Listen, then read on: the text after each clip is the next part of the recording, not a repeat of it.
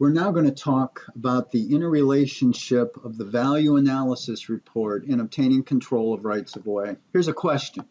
For every 100 parcels acquired, how many are generally valued using the value analysis report?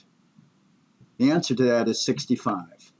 65% of parcels acquired generally had compensation estimated using the value analysis report. That's the majority of ODOT's program, making it critically important for those involved in the value analysis report to understand its uses, its limitations, and to take whatever steps are necessary to assure it is used appropriately to assure that the fair market value estimate is fairly estimated. Most of ODOT's acquisitions are small strip takes, where the impact to the residue is nominal, where the highest and best use generally remains the same in the before and after.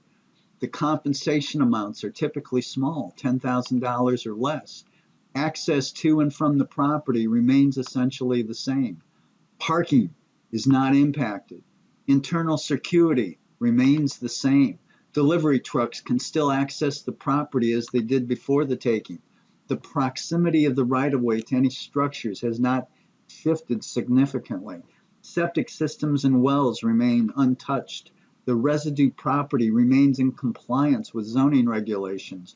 Whatever you could do with the property before the taking, you can do after the taking. The property functions the same as before the taking. It's very clear. There is no diminution in value to the residue as a result of the taking. It's obvious the valuation problem is uncomplicated. Those involved with the value analysis process must assure that it's used only when the valuation problem is uncomplicated.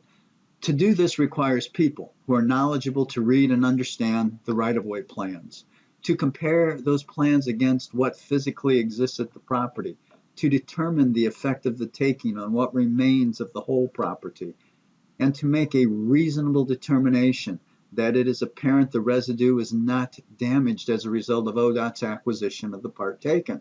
To do this requires the person to also understand what the whole is before the taking. This process is documented in the Appraisal Scoping Checklist.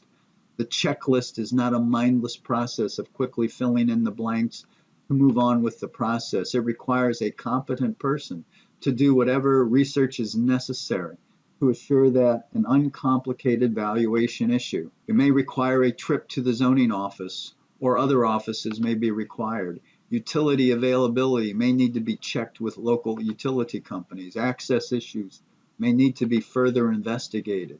And although owner accompaniment is not legally required on a value analysis, the issues may require an interview with the owner to determine their perspective of relevant issues and impacts to their property.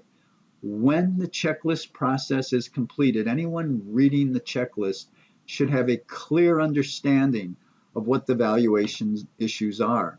This is not a boilerplated process.